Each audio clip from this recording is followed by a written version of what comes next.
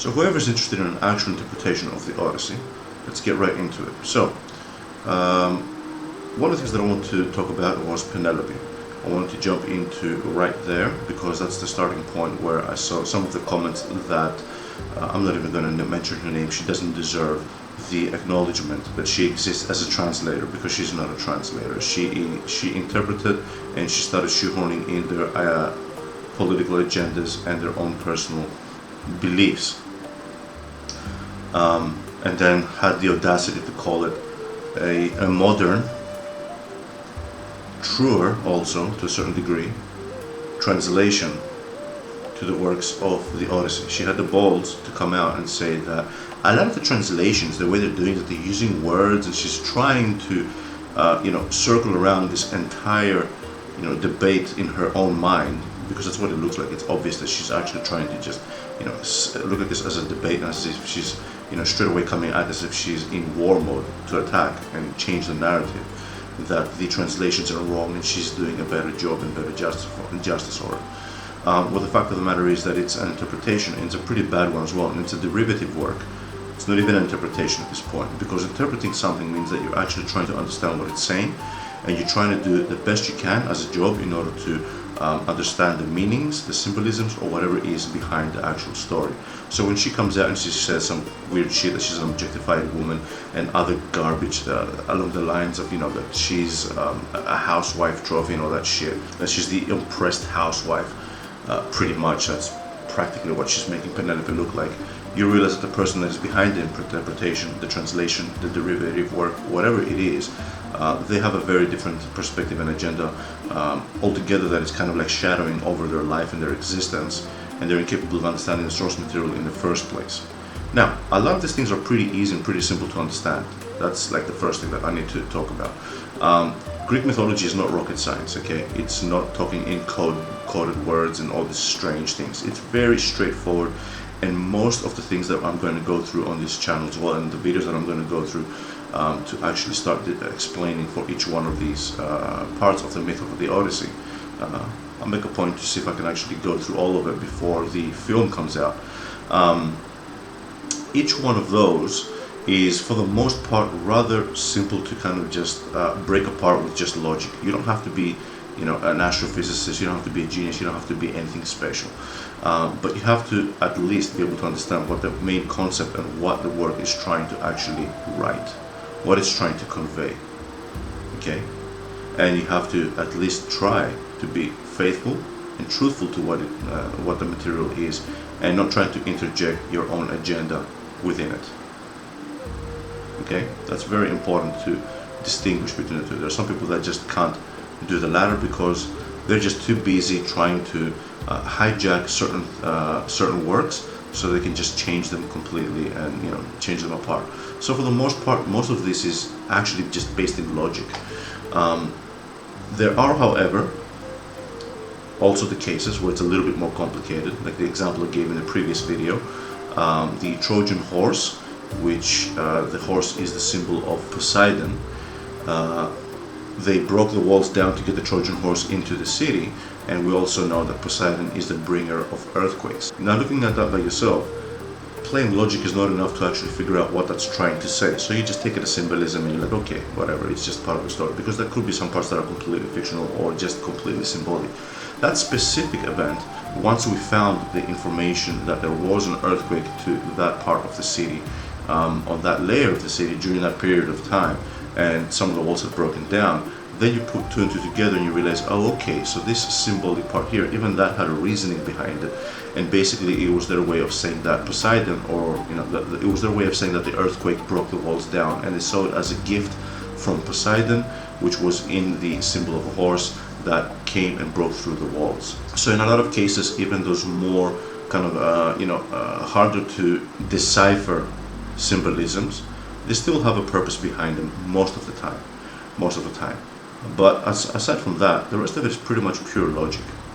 I'm going to talk about Penelope in this video, okay? Because I really did not like how she actually approached what she was saying about Penelope, and I'm like, this is wrong, first of all. And second of all, it's missing the entirety of the main story. So this is the perfect video for me to actually talk about the main story as well, what it is. I'm Hellenic, and I know these things, pretty much my entire life. There are a lot of this information here that, we learn in school, we learned from our parents, we learned from books, we learned from mythological books and all that stuff. But there's also much deeper dives where, in Hellas, Greece, I've met people that they go really deep into the ancient Hellenic religions and the Olympian religions and the symbolisms and the mythology. They go crazy. I've met people that they are into arithmosophy. I've got some books on arithmosophy, 2 of them to be exact, and they're like, once you look at like all the connections, like the meanings of words and the numberings and the frequencies and all this crazy shit. So, and it's not just a matter of, oh, I don't care what school says. My grandma said Cleopatra's black, so she's black, and there's no justification behind it.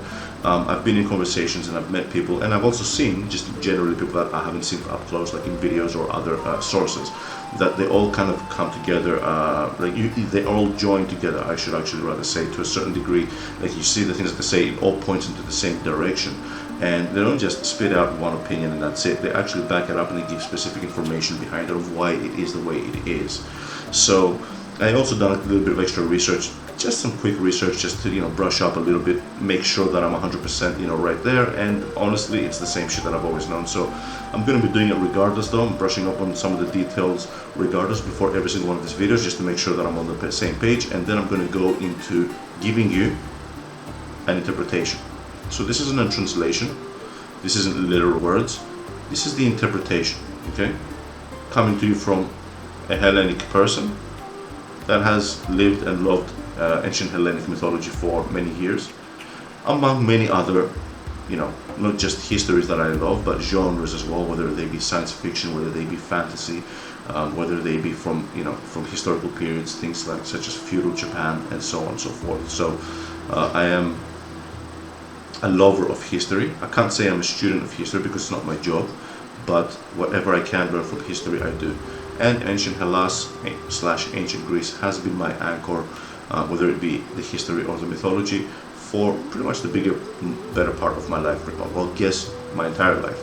And no matter where I actually go into all these other loves that I have and all these other interests, it always is at the end the anchor that brings me back a lot of times. And I do like a full circle. I enjoy all these other mediums, and then I come back to ancient Hellas again. So as someone in this state, let me give you an interpretation and show you what an actual interpretation looks like, and then you tell me at the end of this which of the 2 interpretations feels like as if it's more aligned with the work that you're actually seeing and makes more sense. My interpretation, or the interpretation of a feminazi who is trying to interject her own agenda into the entire work.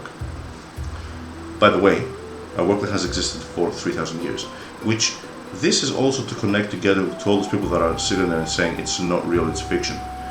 What do you think fiction is, first of all? Second of all, what do you think mythology is? Mythology is the way that the ancient Hellenes passed on history, and I said this in the previous video as well.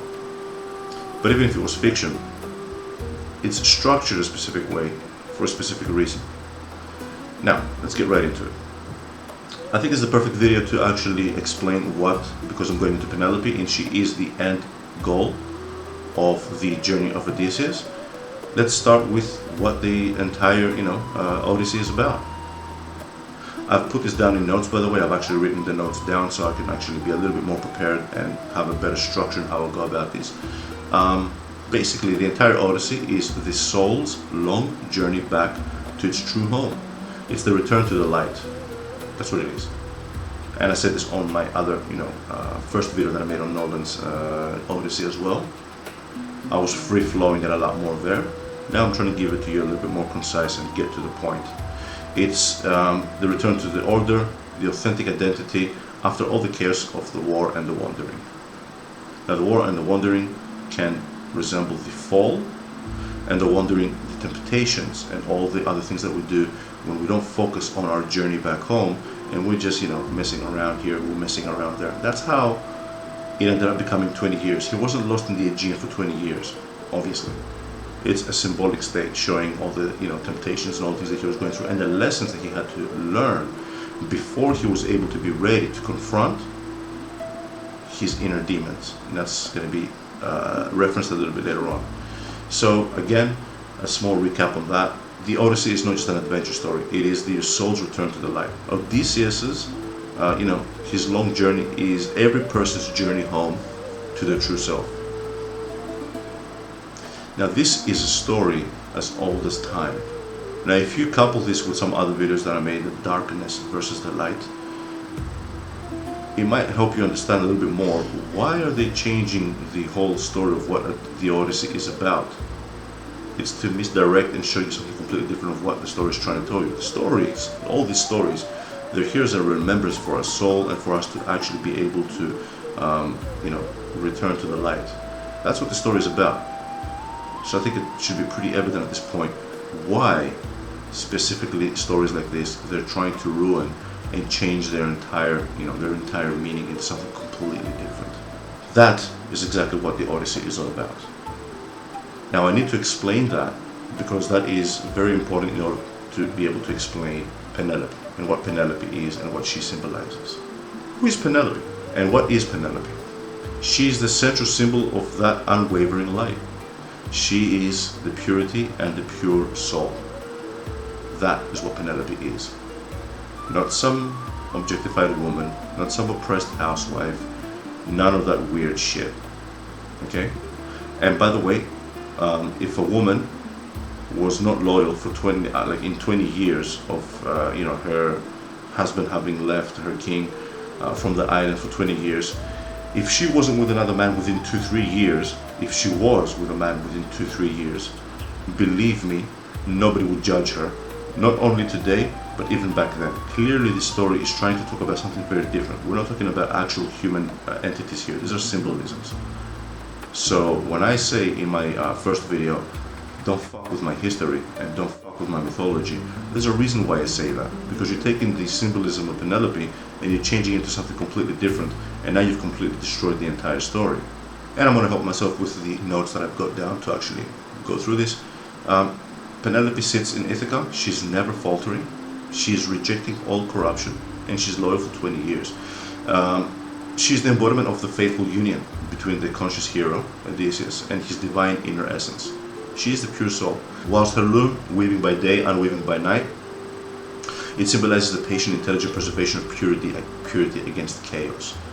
Okay, and another way of putting this, it's the brightest point of our soul, which never leaves the home. In metaphysical, you might call it scripture, whatever, metaphysical beliefs or spiritual beliefs in scripture and whatnot, especially those that dive into reincarnation, there is that part of the soul that is always at the beginning. It has never left, and it is part of our consciousness, and that's the part that connects us to the being, to the light, to perfection. It's just that our consciousness, as we are in the third dimension, and so on and so forth, in those, when you look at it from that perspective, what that symbolizes is that our consciousness here is trapped in the third dimension, and we don't remember the light. And our journey back there is to actually reach back home. And there's always an anchor there. That brightest part of our soul has never left, and it's always there, but our consciousness has drifted off, and all this is still within us and outside of us, and it is part of us, and that is the eternal. With Christianity, it's what Christ consciousness is. That's what Christ was and what he became. He was Jesus, and he ascended to Christ and showed us the way of how we can actually reach and connect ourselves with that brightest point of our soul. The brightest, most powerful, strongest point of our soul that has never faltered. It has never left the side of light. That's what Penelope is symbolizing. That's why it is so important for them to destroy these messages, because believe it or not, it is a war against not just the Western civilization, but most importantly against the light. That's why they're ruining the ancient Greek mythologies, the ancient Hellenic mythologies, and that's exactly also the reason why they're fighting Christianity so hard. More so Jesus Christ, because the King of Kings, because Christianity itself has done as a religion and as unions, let's just say to a certain degree, they're human and they have done a lot of bad shit as well, and it's they're religions. Christ did not come here to create a religion. He came here to show us the way, and that's like, if I can make 10-20 videos on the Odyssey, imagine how many videos I can make on Christ. So that is what Penelope is symbolizing. To recap, pretty much, she's the unwavering loyalty, she's the symbol of the pure, eternal, and the soul's faithfulness to the divine. It's not about submission, it's not about objectification, it's none of that shit. And this brings us now to the next part. The suitors. What are the suitors? That's what I said I'm going to come back to later on. The suitors represent all the lower forces, the temptations, and the darker emotions, pay attention to this, this is very important, and the darker emotions that try to invade and claim the soul, while the true self, the consciousness that has left, the consciousness, so the part of the soul, like there's the conscious mind, and then there's the subconscious mind and the superconscious mind. The conscious self has left. The soul is one still though. So the Suras represent all the lower force, temptations, and darker emotions that try to invade and claim the soul, while the true self, the conscious mind in other words, is away on its journey. It's, lust, greed, arrogance, materialism, distraction, all those things. It's practically the inner demons that want to marry/merge with the light and corrupt it. It's our darkest emotions. It is still a part of us. I think at this point you're starting to grasp what the Odyssey is.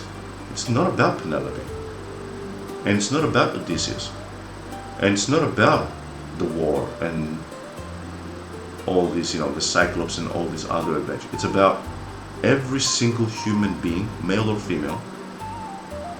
Obviously he chose, the male to represent the action, because again, all these things have meaning to them and symbolism.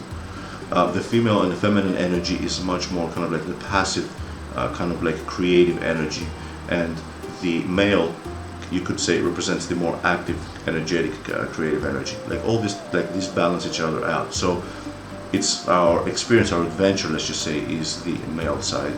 But it doesn't have to be male. Like it's representing, and the female side is the soul. It's for every single human being, male or female. This is the representation where Penelope is the soul, and Odysseus is every single one of us, and the Suras are our demons. Okay, this is how deep it goes as a symbolism, and how important it is to make sure that you do this symbolism justice and you do it right, because each one of his trials is something that he needs to learn and to overcome. And as I write here, they are the inner demons that want to marry/merge with the light to corrupt it. Now, the light is uncorruptible. That's why Penelope stays pure, and that's what the story is showing, that no matter what happens, the light is uncorruptible. The soul is uncorruptible, despite all these temptations and all these attempts to try and do it. It's the forces that try to possess the soul during the dark night of the journey. That's what it is. They represent the lower emotions, temptations, the egotistical forces that want to marry the light for their own gain and take from it. Now they can't taint it, they sure are occupying it, let's just say. And this brings us to the final, kind of confrontation. When Odysseus comes back, the whole arc, how it finishes is his entire journey has taught him certain things. His consciousness has awakened. He's gotten his lessons. He's gone through trial and error, and he's fought through the trials, and he's finally ready to face his inner demons. What is the biggest obstacle that we need to face at the end? So out there is his life. Ithaca is his body, his soul, himself, his home. Okay, that's what it symbolizes. So once he gets all those lessons, what is the final confrontation that he needs to do? He needs to cleanse himself. He needs to get rid of the suitors. He needs to get rid of all the temptations. He needs to get rid of all those things. And as I write, the final slaughter of the suitors is the triumphant return of the conscious mind, which is Odysseus, who, after being purified through all the trials, finally cleanses his own house, his own home, his own self. The home is the temple, as we also say, and it is the temple of the soul. He destroys the accumulated darkness that tried to take over his soul while he was away. This is brewing in us as well, It's our subconscious mind, it's our emotions, it's the things that we slowly live there to linger and to grow while we do shit in our lives, okay? On our fall, let's just say. That's exactly what the return is. It's the purified hero that finally comes home and gets rid of the invaders. He fights his demons. It's the restoration of order. The conscious self reclaims its kingdom because he's a king. As a result, what do we see from Penelope in all of this? Because this is with Penelope, but of course it's tying up the entire story. She's such an important part and aspect of the story that it is the main story of the Odyssey. It shows us that Penelope never fell. What I said before, she's the light. It always stays there. The light stayed true. The journey is hard, but the pure core was faithful for the real self to return. the real self. And I'm getting like chills thinking about this sometimes, you know what I mean? Because that's how deep the symbolism goes. Odysseus comes back as an old man, so his demons don't recognize him. It's also a way of showing that it's the rebirth. It's like his old self is dying, and once he's able to shoot through all the hoops, all the things, it's like he shows that I'm ready for this trial now. My target is straight, I can do this. And guess what? This is the symbolism again of we were initially in the light because the only person that could do that could make that shot, was Odysseus. And Odysseus symbolizes all of us before the fall. So before we fell, we were perfect and we could have made that shot because we struck true and our target was straight. That's what it symbolizes. And then it shows that I am ready. And that's when he is reborn back into he's cleansed himself. The old man is all that journey. And then he reveals himself, and that's where the fight goes. Like, you get chills just thinking about these things. That's how beautiful the story of the Odyssey is. And that's how much depth it is. That's why it has spanned time, 3,000 years. Because that's what is so vibrant about the story. It is the journey of each and every single one of us in here, in our soul, and in here, and the experience that we have in the world. And there's lessons to be learned in a lot of the things that he experiences here, in his story. And they try to ruin that. And if you look at it a little bit more like as a story, it's the hero leaves home, faces monsters, external and internal. He's stripped down, learns humility, metis. He learns to use his mind, not just raw strength. And he returns to reclaim and purify his kingdom, thus himself, with the story of sacred order and reuniting with the faithful light, Penelope. That's what the story is about. That's what it's really all about. That's pretty much what I want to say on the first part. I think that once you actually get to understand these things, and I'm going to make more videos on all this stuff, it kind of puts it into perspective on how wrong they're getting it. So when your initial understanding and perception of what the Odyssey is about is all over the place, and then you have agendas and interjecting things. Now, why they're doing this, I have a video that I talk about it, the darkness versus the light, destroying Greece, I think it's called, or something like that. Basically, I explained there a lot why they're trying to destroy it. Again, this is further proof. Once you actually realize what the story is really symbolizing, what's it symbolizing? It is the return to the light. Of course, and this is going to make sense if you see those other videos as well. Of course, if someone is that of the shadow, like Hollywood, and let's just come out and say it, they are of the shadow. Someone is of the shadow, they will try to taint it, like those suitors, and misrepresent it, so they can make sure that the purpose of the story is not upheld. And what's the purpose of the story? To remind us all of what our journey is back home, which is to the light. And they're like, we don't want to do that. We want to keep you occupied in the darkness. And that's what they infiltrate, and they try to destroy all these things. If you don't want to believe, or do want to believe, whatever the case may be, I want you to think of this logically as well, and look at all the symbolisms here, and come and tell me which interpretation feels closer to the mark.